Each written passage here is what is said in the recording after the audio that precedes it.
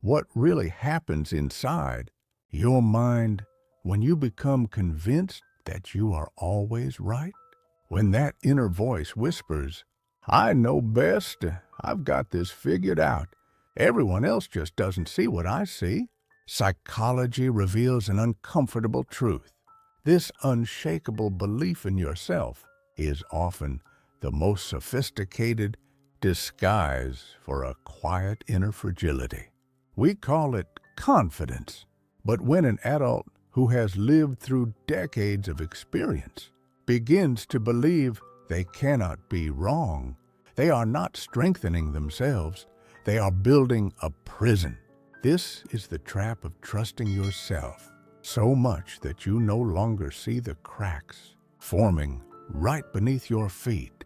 Consider the man who, after 30 years in his career, dismisses every suggestion from younger colleagues because he has seen it all. Or the woman in her long-term relationship who is so certain her way is the only correct way that she fails to notice her partner stopped arguing long ago. He has already checked out emotionally. Behind these behaviors lie two powerful psychological mechanisms: confirmation bias, which filters reality to only show what supports our superiority, and a narcissistic defense system that treats any hint of vulnerability as a threat to be eliminated. The problem is not believing in yourself. The problem is mistaking that belief for infallibility. And when a mature adult settles into this absolute certainty, they stop learning, stop adapting, and unknowingly push away the very people who matter most.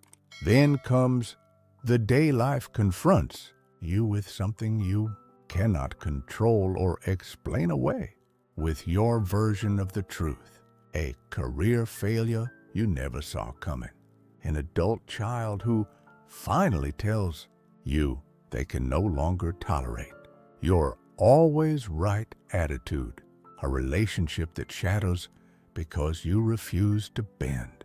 In that moment, the person who believed they were above failure does not simply make a mistake, they experience an identity collapse. Because when your self-worth was built on never being wrong feels like ceasing to exist. Psychology calls this cognitive dissonance, but what you will feel is an internal earthquake. The tragedy of believing in yourself too much is that it separates you from what you actually need: genuine connection, real growth, and the freedom to be imperfect. True psychological maturity is not about having all the answers. It is about becoming comfortable with the questions. Learning to doubt yourself, paradoxically, is what makes you genuinely strong. The confidence that survives life's hardest blows is not the kind that believes it is superior. It is the kind that knows how to apologize, that changes its mind when new evidence appears, that listens without already preparing a rebuttal. If you are at that stage in life where you have already experienced your share of highs and lows, you already know that no one escapes their own mistakes, but you also know that it is never too late to set down the exhausting burden of having to be right all the time. Before we end, I want to leave you with an uncomfortable but necessary question. In what area of your life have you become so rigid that you can no longer see what is actually happening right in front of you? If this video made you pause and reflect, share it with someone who might also need to remember that trusting yourself does not mean becoming blind.